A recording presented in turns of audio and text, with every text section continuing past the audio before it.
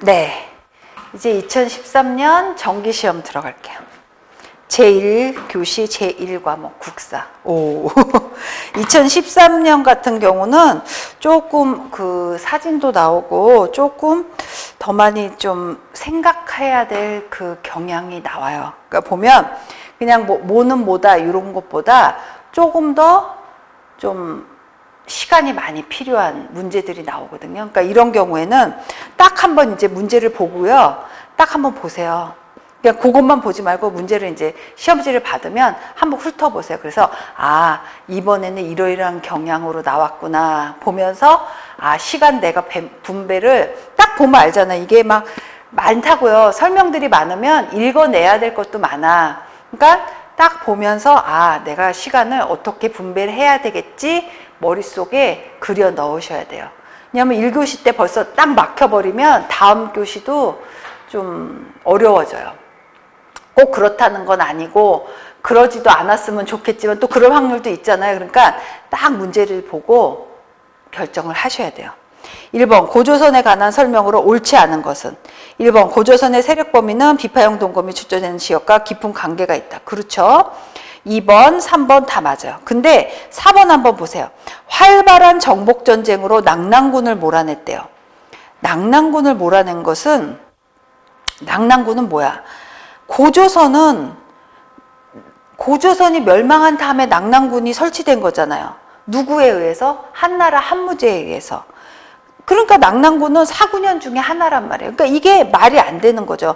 고조선이 활발한 정복전쟁으로 낙랑군을 몰아냈다? 이게 반대죠. 그쵸? 고조선이 망한 다음에. 요것 자체가 말이 안 되는 얘기란 말이에요. 1번의 답은 4번. 2번 청동기 시대 사회상에 관한 설명으로 옳지 않은 거. 옳지 않대. 그럼 3개는 맞아. 1번 사적 소유와 지배 피지배의 관계가 발생했다. 아까 얘기했죠. 고인돌. 2번 약탈과 정복을 위한 집단 간의 전쟁이 잦았죠. 그쵸? 왜냐면 아직까지 뭐가 정립이 된 게 아니야. 그냥 오늘 쳐들어가서 내 땅 하면 내 땅이 되는 거야.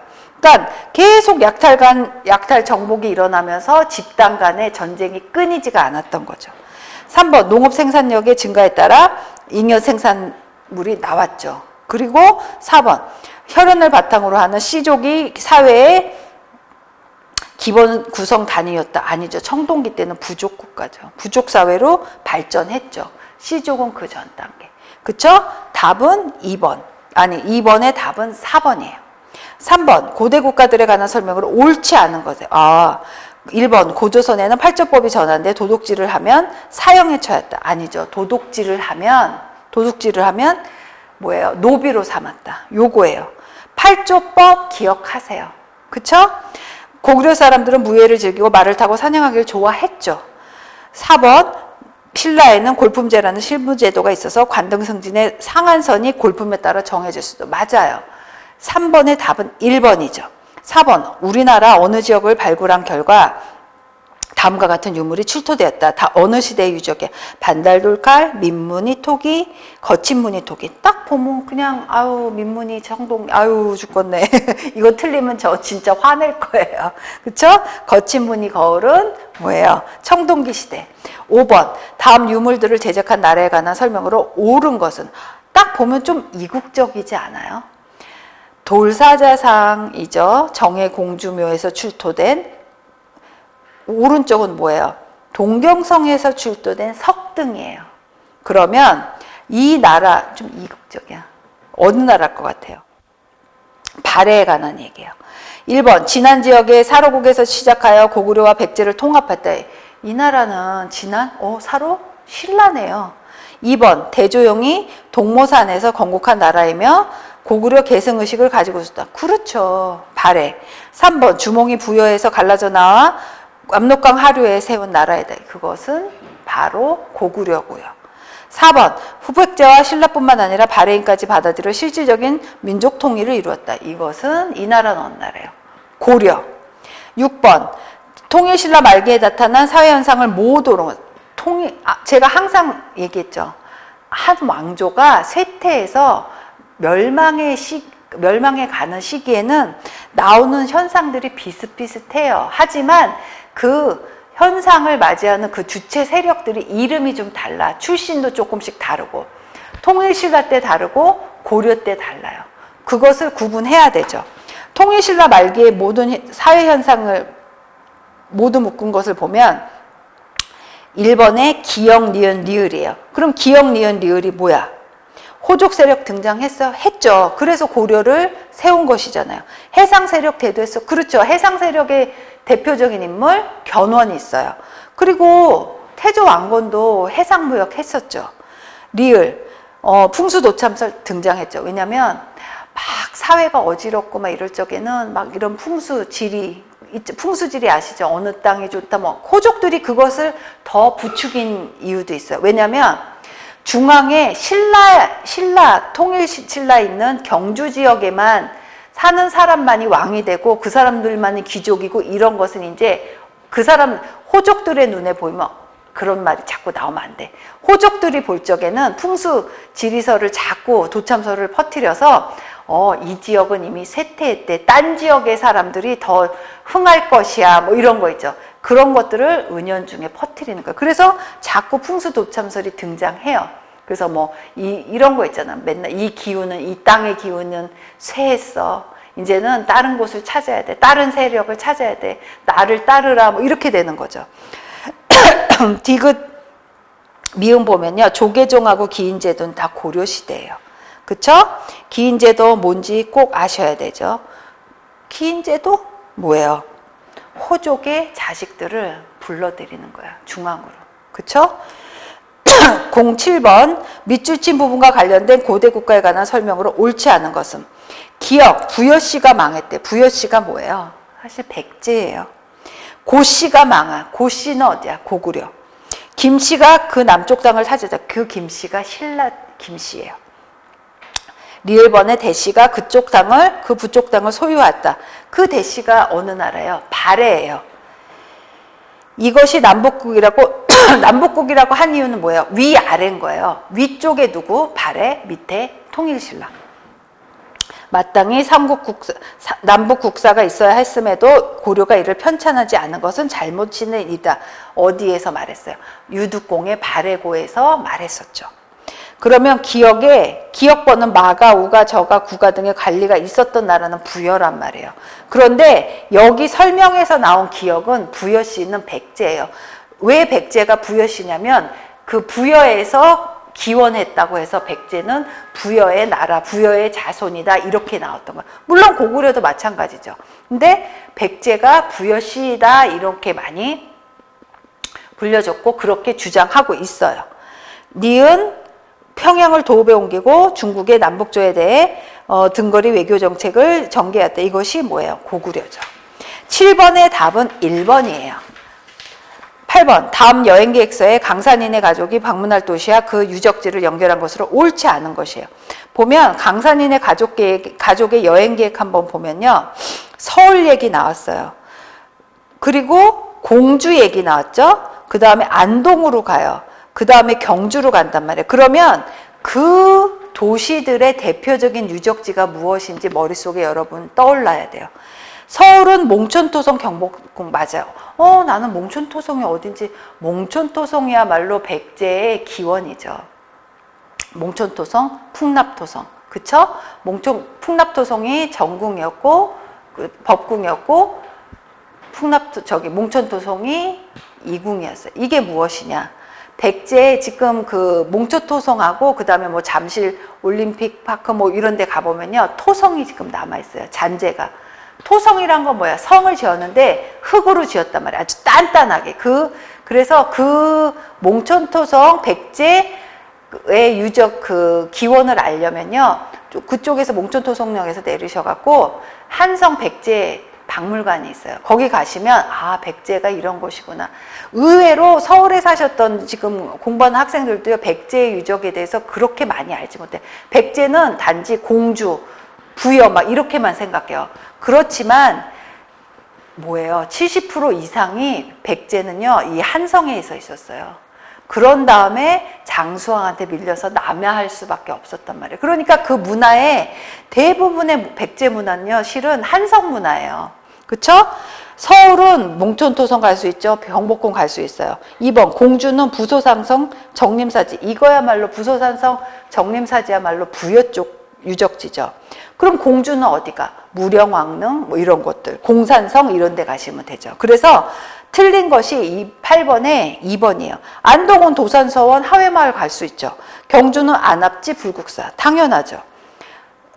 우리나라에 사시는 분 중에 불국사, 안압지 이거 모르시면 좀 곤란하죠. 아무튼 간에 모르시는, 지금 뭐 딴 데 사시는 분은 모르실 수 있죠. 그런 분들은 찾아보시면 돼요. 자원에 제가 이론서에도 넣어놨어요. 9번 다음과 같은 사실이 제시된 유물은 영락, 영락 나오면 벌써 광개토대왕 나와야 돼. 그렇잖아요.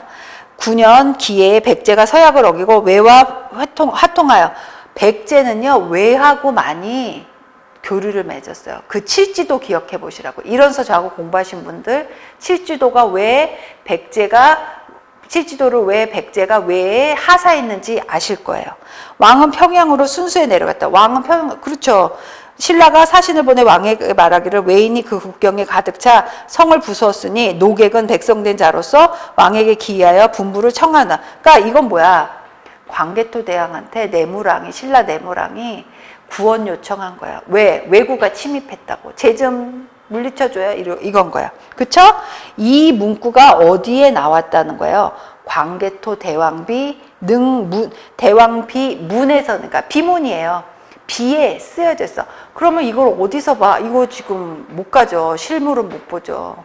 그쵸? 실물은 그 안에 이렇게 돼 있어요. 중국 쪽에 그 집안시 가면. 근데 지금 서울에서도 사실 모조품을 볼 수는 있어요. 완전 실물 크기로 재현한. 어딨냐면 용산 박물관에 있어요. 용산 아시죠? 군인박물관. 거기 가면 전쟁기념관 거기 가시면 그 야외에 아주 실물 크기의 광개토 비가, 대왕릉 비가 세워져 있어요. 거기 보면 이렇게 나와 있어요. 그러면 이게 뭐야? 지금 여기서 보면 왕은 평양으로 순수에 내려. 순수는 뭐야? 나라 안을 살피어서 밑으로 이제 둘러보러 나간 거예요.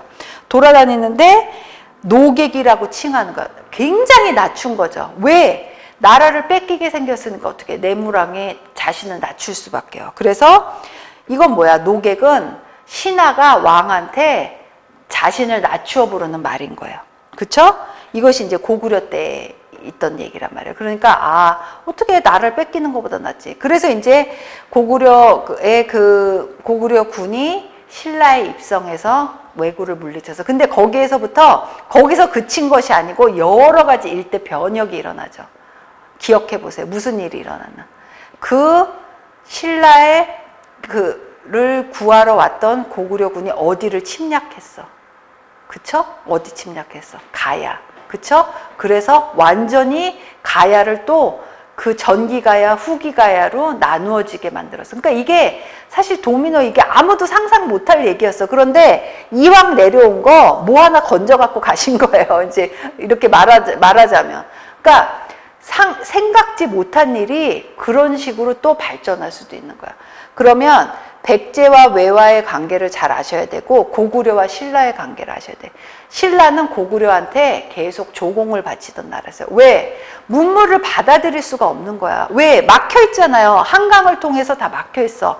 위에는 고구려가 있고 밑에는 백제가 있으니까 도대체가 중국과 교류할 수 있는 길이 막혀 있단 말이에요.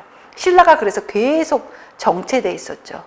발전이 있으려면 막 문물도 받아들이고 막 뭐가 있어야 돼. 그러니까 백제하고는 자꾸 싸움이 나고 고구려한테 조공을 바치면서 백제의 침략을 많이 막아냈었단 말이에요. 그러다가 이제 한 쾌에 진짜 불세출의 영웅인 진흥왕이 나섰어. 근데 진흥왕이 나오게 된 이유는 그 윗대에 아버지인 버프마 그 윗대에 또 지증왕부터 올라가면서 그때부터 이제 신라가 많이 깨우쳐지기 시작하고 여러 가지 이제 발전의 속도를 올렸던 거예요. 아무튼 9번의 답은 광개토 대왕 비문이에요.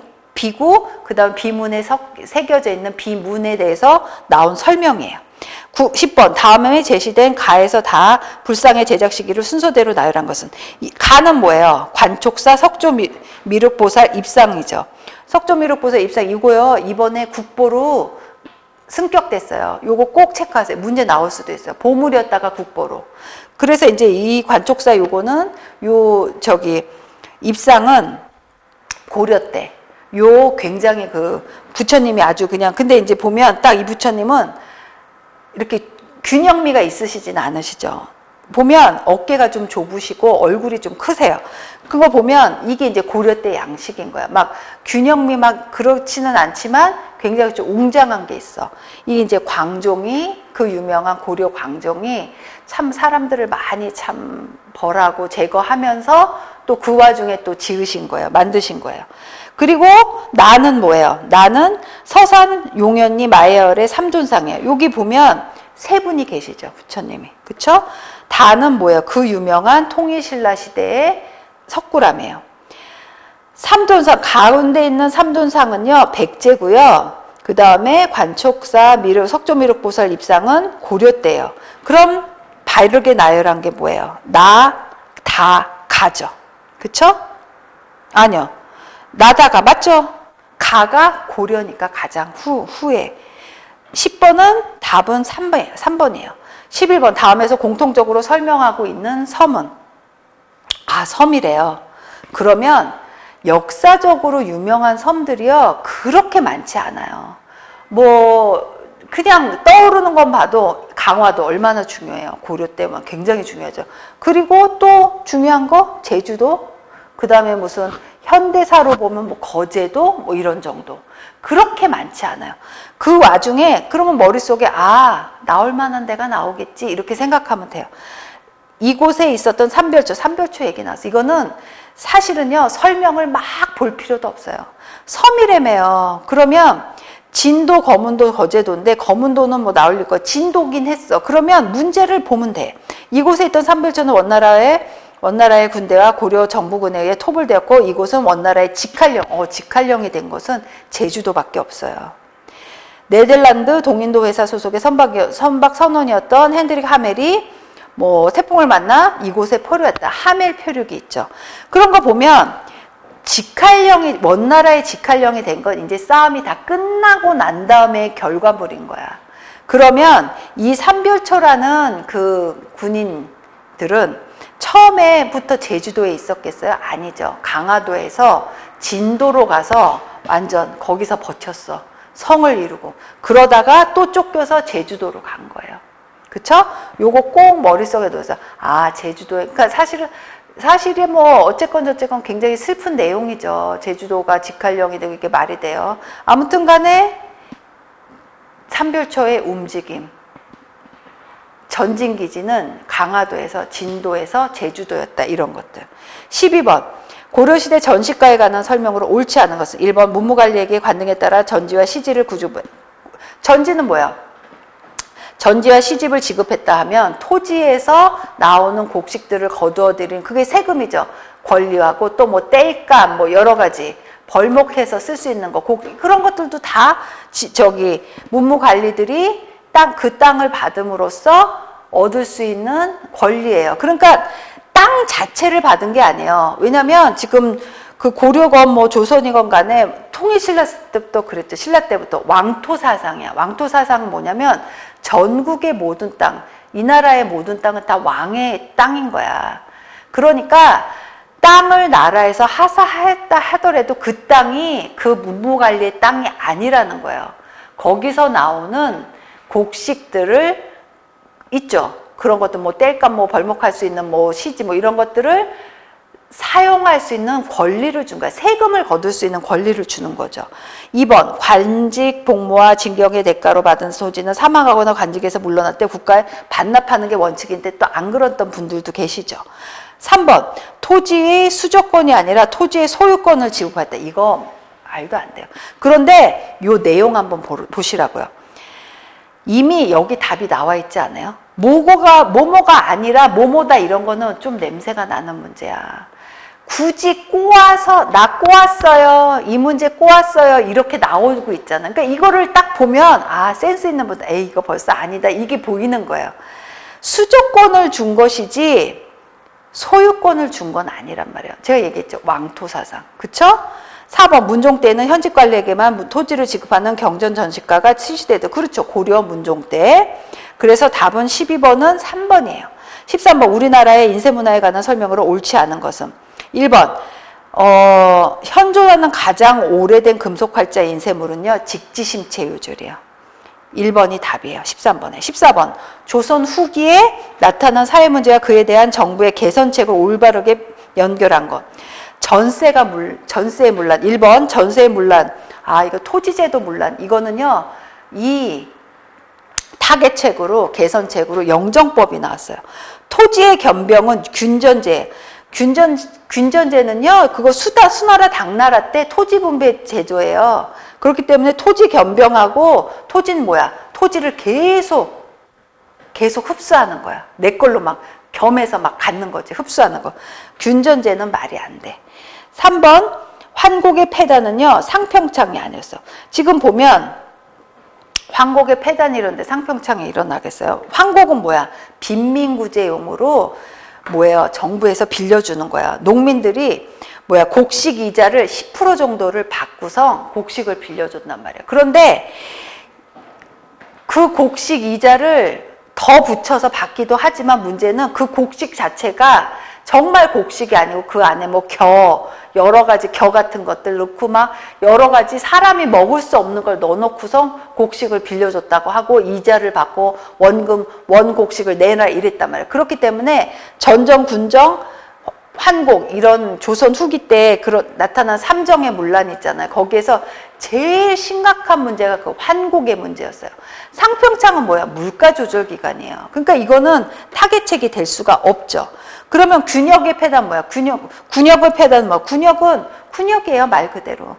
그 군역을 막 안 가는 사람도 너무 많아진 거야, 양반들이. 양반이 되면서. 양반이 그러면 어떻게 돼? 양반 될 수 있었죠. 나라에 공명첩 발행할 적에 돈 내고 기부하고서 뭐 어떻게 양반이 되거나 아니면 족보를 사거나 아니면 관직을 사거나 여러 가지 신분 상승의 기회가 많았어. 그럼 그런 사람들은 군역을 안 쥐어. 그러면은 그냥 그렇지 못한 사람만 계속 세금을 내게 돼 있단 말이야. 그래서 영조 1750년에 1년에 군역 안 가는 사람들은 군포 한 필만 내라 이런 법이 균역법이에요. 이게 또 하나의 타개책이 될 수도 있죠. 그런데 이제 이것들이 다 실행이 잘 되지 않았기 때문에 이제 여러 가지 문제점이 발생하고 이렇게 됐죠. 아무튼 간에 개선책, 타개책으로 군역의 폐단은 균역법이 나왔었어요. 그쵸? 그리고 그래서 14번의 답은 4번이에요. 15번 고려 초기 호족 세력을 통제하기 위한 정책. 호족이에요. 아, 호족이 사람이 참 그래. 태조 왕건이 호족으로서 호족들의 지원에 힘입어 왕이 됐지만 또 호족이 문제인 거야. 너무 지금 기가 살아서 내가 이 나라 세우는데 이렇게 앞장섰던 사람인데 나한테 이러면 안 되지 막 이렇게 나오는 거야. 그러니까 이 사람들을 어떻게 돼? 통제를 해야 될 거 아니에요. 그래서 일본의 사신관제도, 과거제도, 노비안건법을 광종이 마련했어요. 사신관제도는 뭐야? 중앙의 관리를 출신 지역의 사신관으로 인정하는 거야. 그쵸? 그리고 한번 보세요. 공엄전은 뭐야? 호족 세력하고 관련이 있어? 이거 토지제도인데? 고려 5품 이상의 관료한테 주던 토지제도. 그러니까 이거는 호족 세력을 통제하기 위한 정책하고는 상관이 없는 것이에요. 전자가 나오면요. 딱 두 가지라고 돼. 거의 두 가지예요. 무슨 전 나오면 전각이야. 예를 들어서 무슨 그 궁궐에서 무슨 전 많잖아요. 그런데 이렇게 또 전이 나오면 토지 관련이 많아요. 토지 전자 써서. 그러니까 공엄전도 뭐예요? 토지제도예요. 그러니까 이거하고는 호족 세력하고는 관련이 없는 것이죠. 통제하기 위한 것은. 그래서 15번에 2번이에요. 16번 다음 조선 초기에 정책이 공통적으로 지향한, 제가 그랬죠. 조선 초기하고 조선 후기하고 확연히 달라진 그 변화가 있기 때문에 자꾸 전기 때 뭐 했지? 전기 때 인물은 누구지? 후기 때는 무슨 사건이 일어났지? 누가 있었지? 이걸 자꾸 물어보는 거예요. 향소 구곡의 소멸. 그렇죠. 면리제가 뭐야? 면리 통제도. 면리 통으로 나눈 거야. 그리고 전국 9년에 지방간 파견한 거. 이거 조선의 특징이야. 조선 초기의 특징. 왜냐하면 전국 9년에요. 고려 때는 그 관리를 파견하지 못했었어요. 이게 뭐야? 3번의 중앙 집권적 행정 체계를 강화한다는 뜻인 거예요. 굉장히 중요한 거예요. 조선 전기 때는요, 많은 출혈이 있었죠. 왜냐하면 태종 이방원이 왕이 되기 위해서 그냥 물고 물리는 그 왕자의 난이 2번이나 있었죠. 그리고 세종대왕님도 장자가 아니시잖아요. 또 거기서 여러 가지 갈등이 일어나면서 너무 뛰어나시니까 왕이 되셨어. 그러면서 또 그의 아들들이 누가 있어요? 문종이 있죠. 세조가 있죠. 또 거기서 여러 가지 문제점들이 발생하면서 또 왕권 탈취가 일어나요. 그게 뭐냐면 아직까지 왕권이 강화가 되지 못했다는 거야. 완전히 정립이 안 된 상태니까 자꾸 왕권을 노려. 그게 그건 거예요. 각 왕조의 처음에 그래요. 처음에 안정화가 되지 않았기 때문에 처음에 그렇게 왕위 쟁탈건들이 일어나고 또 망해갈 때, 멸망할 때 또 왕조 명명 때 또 그런 그 현상들이 발생을 하죠. 그러니까 초기 정책으로는요, 보면요. 중앙집권적 행정체계를 강화하기 위해서 향소부곡 소멸. 향소부곡 같은 경우 문제가 많았었잖아요. 고려 때. 굉장히 지역 갈등도 많고 막 이러면서 여러 가지 그때 완전 향소부곡에 그 살고 있는 주민들이 누군지는 알고 계실 거예요. 그래서 그 사람들과의 갈등이 너무 많고 거기서 난도 많이 일어났어요. 왜냐하면 원에서 쳐들어왔을 적에는 향소 부곡민들이 단결해서 굉장히 많은 국난을 극복을 했었죠. 그런데 고려 또 후기로 가니까 또 향소 부곡에서 그런 사람들에 대한 처우가 좋지 못하고 계속 여러 가지 수탈이 일어나니까 향소 부곡에서 계속 난이 많이 일어났어. 그러니까 어떻게 돼? 문제점이 많고 막 또 굉장히 차별이잖아요. 그러니까 조선으로 넘어오면서 향소 부곡을 소멸시켰어. 그러니까 자연스럽게 소멸된 면도 있고 또 정책적으로 소멸시킨 면도 있어요. 왜냐하면 굉장히 문제점들이 많았거든요. 아무튼 간에 조선 초기의 정책은 이랬어요. 이것이 특징이기 때문에 문제에 나오는 것이기 때문에 여러분 요거 꼭 머릿속에 넣으셔야 돼요. 17번 다음 자료들과 관련된 왕의 업적으로 옳지 않은 것은 1년의 길이를 365.2425일로 한 달의 길이를 뭐뭐일로 계산하고 있을 정도로 매우 정밀한 칠정산이란 당력을 제작하였다. 칠정산 하면 딱 나오셔야 되죠. 두 번째, 근년에 가뭄이 심하여 비가 올 때마다 땅을 파서 흙 속에 젖어 들어간 땅의 깊이를 재었다. 이거 치국이 얘기예요. 그러면 이때 어떤 분이에요?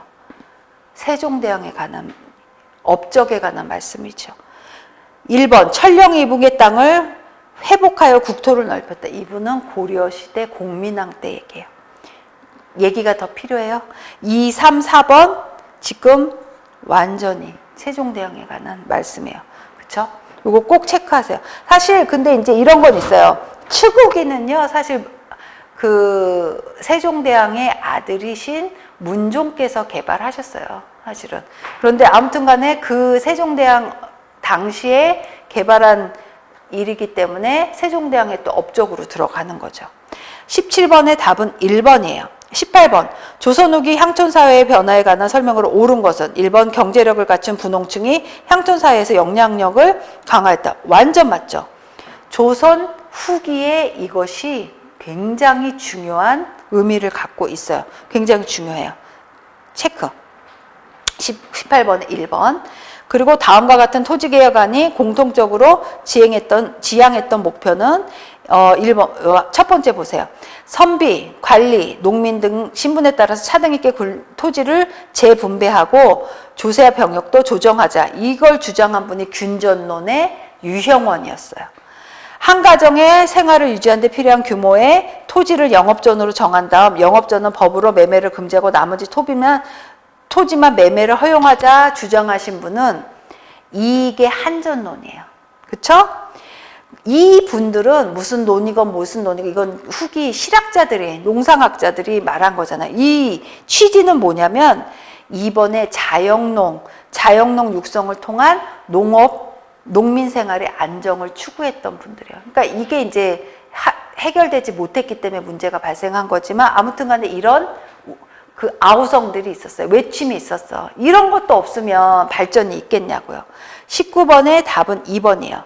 20번 다음에서 설명하고 있는 문화재는 영의정 체제공 지휘하에 만들어졌다. 팔달문 나와서 벌써 끝이지. 거중기를 등 새로운 기계를 사용하여 만들어졌다. 그쵸? 유네스코 문화유산이다. 딱 뭐예요? 수원 화성이에요. 근데 실제로는요, 거중기가 수원 화성 축조할 적엔 글이 많이 쓰여지진 않았대요. 아무튼 간에 거중기 얘기 나오고, 팔달문 나왔어. 장안문, 영의정 체제공. 그 다음에 여기서 안 나온 분 있죠. 정약용, 뭐 이런 분들. 정약용의 거중기, 그 다음에 유네스코 문화유산, 뭐 여러 가지 뭐 사도세자, 뭐 여러 가지 얘기가 나올 수 있었어요. 아무튼 간에 20번의 답은 4번이에요. 그렇죠? 그리고 21번 다음 소설이 서술하고 있는 시기에 관한 설명으로 옳지 않은 것. 소설이 때 박시전 뭐야? 병자호란 1636년에 배경으로 하는 거예요. 보면 병자호란 때인 거죠. 병자호란 하면 어떤 임금님이 떠올라야 돼. 인조. 그럼 1번 서인들이 정치를 주도하고 있었죠? 맞아요. 친명 배금 정책을 실시하고 있었어요. 맞아요. 3번 청의 침입에 대항하기 위하여 훈련도감을 설치. 훈련도감 얘기가 나오면요, 임진왜란 이거 자꾸 나와요. 훈련도감 얘기하면 어떤 분의 건의가 있어서 만들었다 이게 나와야 돼. 임진왜란 1593년에 설치된 중앙군영이에요. 어떤 분 나와야 돼요. 제가 말 안 할 거예요. 그분 기억하셔야 돼요. 왜냐면 계속 나올 거니까 앞으로. 그쵸? 이론서 보신 분들도 아실 것이고 4번 반정을 통해 인조가 집권하고 있어요. 그렇죠. 병자호랑 관련돼서는 인조가 집권하고 계셨을 때예요. 그렇죠?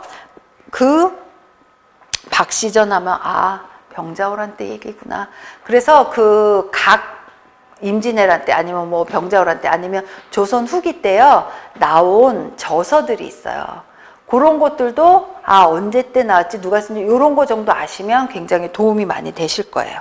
그렇죠? 다음 페이지 22번 다음 사료와 관련된 전쟁이 국내외에 끼친 영향으로 옳지 않은 거죠. 옳지 않대요. 그러면 전쟁이네요. 그럼 생각을 해보세요. 전쟁이 확률적으로 볼 적에 국사에서 언급이 된 전쟁이 그렇게 많진 않아요. 몇 전쟁 없어. 무슨 살수대첩, 무슨 귀주대첩, 뭐 이런 것들. 그런데 한번 보자고요. 견내량의 지형이 좁고 암초가 많아서 판옥선 얘기 나왔어. 그러면 한 분 떠올라야 되지 않겠어요? 이순신 장군. 그쵸? 쭉쭉쭉 읽어나다 보면 이게 한산도 대첩에 관련된 얘기예요. 임진왜란 때 한산도 대첩이죠.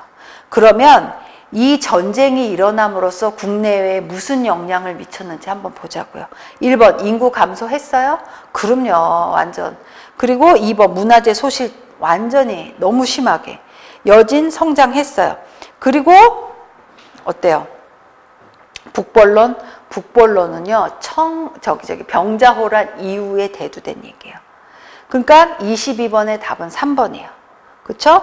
인구 감소. 그래서 이제 임진왜란은 이런 거라고 이 전쟁이라고도 해요. 이건 이제 여담이지만 도자기 전쟁이라고도 해요.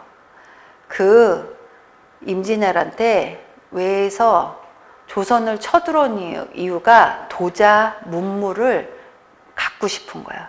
그때 굉장히 많은 도공들이 끌려갔어요. 지금 또 그 후손들이 자리 잡고 계시죠. 살고 있어요. 그러니까 그 도자기가 단순히 도자라는 것에서 극한되지 않아요. 그 문물이 중요한 거예요. 예전에 박물관에서 전시를 한 적이 있었는데 작년인가 재작년인가 외인들이 쓰던 그 그릇들이 있어요. 그걸 보면 굉장히 많이 조악해요. 그건 뭐냐면 문물이 그리 발전하지 못했었던 거야. 그러다가 임진왜란을 계기로 도공들이 많이 가서 완전히 문화 전수가 이루어졌어요. 사실 그래서 임진왜란을 도자 전쟁이다, 도자기 전쟁이다 이런 말도 하거든요. 그 이유가 그거예요. 아무튼 그것은 이제 여담이고 23번 일제 강점기 해외 한인 사회에 관한 설명으로 옳지 않은 것은 1번 미주 동포들은 각종 의원금을 거두어 대한민국 임시정부에 송금하는 등 독립운동을 지원하셨었죠. 2번 러시아 연해주의 동포들은 1920년 일제의 탄압을 피해 중앙아시아로 이주했다. 중앙아시아로 이주한 거는요. 1937년에 스탈린의 그 강제 이주 정책에 의해서 연해주 지역에서 거주하던 한국인 17만 명을 중앙아시아로 강제 이주시킨 거예요. 그러니까 요거는 조금 다를 수 있죠. 3번 일본에서의 관동 대지진 때 조작된 유언비어로 많은 동포들이 학살 많이 당하셨어요. 4번 간도로 이주한 동포들은 황무지를 개간하고 벼농사를 짓다. 그렇죠. 진짜 대단하시죠. 23번의 답은 2번이에요.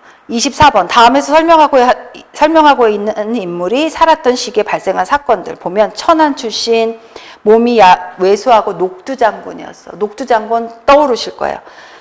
그리고 동학에 입교하고 교수형을 당하고 고부군수 조병갑의 폭정에 항의하였다. 이건 뭐예요? 이분 누구예요? 녹두장군 전봉준님이에요. 보면 이분은 1855년에서 1895년까지 사셨어요. 보면 이 시기에 발생한 사건들, 이분이 사셨을 적에 발생한 사건들을 보자 이거야. 그게 답이 기역 디귿 리을이에요. 그럼 기역은 뭐야? 동학이 창시돼. 아무래도 동학에 입교했으니까 동학 창시가 당연히 들어가야 되지 않겠어요? 그것이 1860년도에 이건 당연히 들어가. 그럼 기역은 당연히 들어간다고 생각하면 기역이 들어간 1, 2, 4번을 놓고 지금 보셔야 되는 거예요. 지금 이토 히로부미의 통감 부임은요, 이거는 더 뒤쪽이죠. 1906년대. 갑신정변은 언제? 1884년.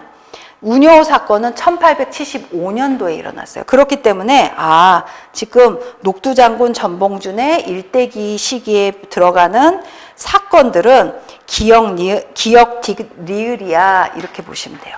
25번. 흥선대원군이 추진한 정치개혁으로 옳지 않은 것은 쭉쭉 1, 2, 3번 맞아요. 근데 4번 한번 보세요. 왕권 강화를 위해 상군부를 축소하고 비변사의 기능을 강화하였다. 이건 말이 안 되죠. 왕권 강화를 위해 의정부와 상군부의 기능을 강화했어요. 비변사는 나오면 안 돼요. 그쵸? 흥선대원군의 아주 큰 업적 중에 하나예요. 그쵸? 여기 보면 이번은 2013년도 보면 조금 좀 다채로운 문제들이 나왔던 것 같아요. 여기 나온 것들 기록하시면서요. 다 체크해 놓으세요. 체크해 놓고 다음 연도 것들 한번 보시면서 요거는 여기 어디에서 출제됐어? 이걸 여러분의 손으로 꼭 적어 두시고 한번 그 언저리 관련된 내용들을 다 한번 공부하세요. 그렇죠? 다시 시작할게요. 잠시 쉬고요.